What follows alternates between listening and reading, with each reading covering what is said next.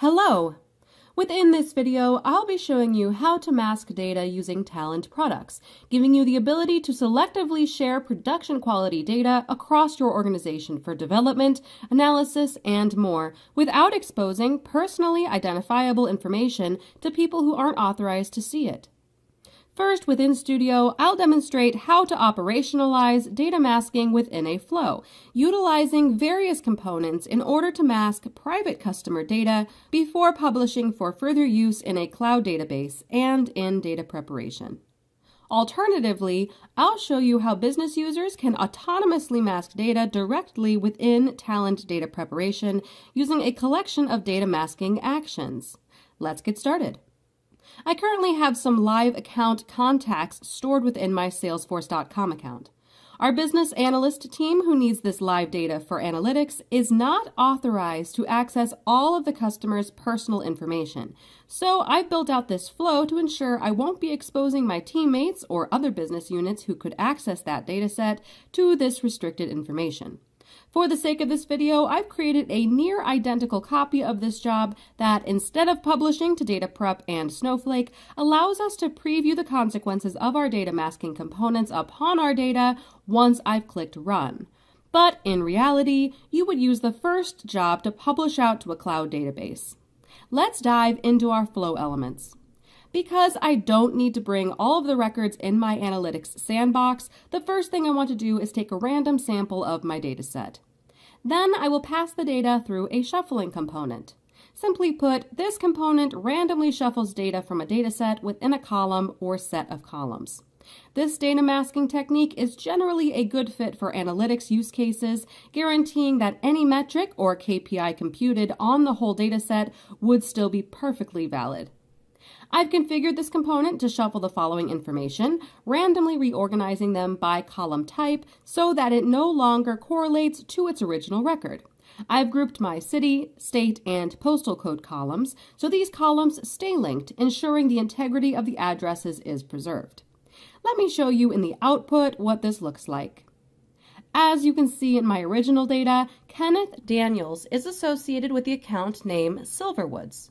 Once shuffling has been completed, Silverwoods is no longer associated with anyone with the first name Kenneth or the last name Daniels. And my grouped columns containing city, state, and zip have been successfully shuffled as well. For instance, Sandwich, Massachusetts 25621 is now associated with Track Salons. Let's move on to the next masking component in the flow, the data masking component.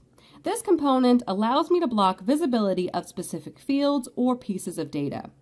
I've chosen to mask the first part of an email address with an X, as seen in our masked output. Finally, we'll pass our data through a pattern masking component. It masks data based on a user-defined pattern. This component is ideal for masking structured and standardized data, such as credit cards, social security numbers, or, like in our case, account IDs. Each account ID is formatted to fit a pattern. It begins with a series of 4 numbers, 2 zeros, a number 1 through 9, and another 0. So I will choose to mask this segment of the account ID with a consistent set of substitution values to maintain its integrity. The next character following the account ID's first 4 digits is a simple capital letter, either a B, D, F, P, or H. Again, using a consistent set of substitution values, I can mask the true character value while maintaining the integrity of the account ID as a whole. The next set of characters consists of a 5-digit number.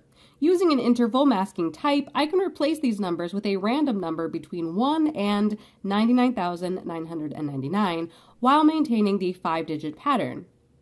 Following that, all IDs contain the characters Q, S, Z, so I will keep this value as is. Next is one lowercase letter, followed by either an upper or lowercase letter. So I will again use a consistent set of substitution values to mask these values individually. And finally, a 3-letter capital letter combination starting with Q, which I will use a consistent substitution string to mask. Now, according to my configurations, this component will search my account ID column for strings of characters matching these patterns and shuffle accordingly. You can see our values have been shuffled and the data successfully masked, all while preserving the account ID pattern. Switching back to my original job that has been properly configured in this way to mask the restricted data, I can run the job and make the data accessible to my organization. My business analysts team can now access real, production quality data within Snowflake. My data stewards can actively cleanse, standardize, and prep the data in data preparation, all without compromising my customer's identity. Now I'll show you how to mask customer data directly from within Talend Data Preparation. Thanks to the latest update to the Talend Data Preparation, we've even further enhanced our data masking capabilities, giving you even more control over how your data is masked. I'm freely able to mask any type of data set containing any type of data. In this case, I can choose to mask my email data by selecting the data masking function. In order to properly mask my customer emails, I'll choose to mask by semantic type, which retains the email formatting but successfully camouflages the identifiable information. Thanks to the most recent updates to data preparation, I now have the option to further define how my data is masked by selecting from a comprehensive list of masking styles. For instance, I can mask my customers' phone numbers by replacing all digits with randomly generated numbers while preserving the last 4 digits. In order to further protect my customer information, I'll select the first name column. I want to generate a unique character pattern for each field within that column. Once I've made sure to enter all A's within the character pattern, I'll click Submit.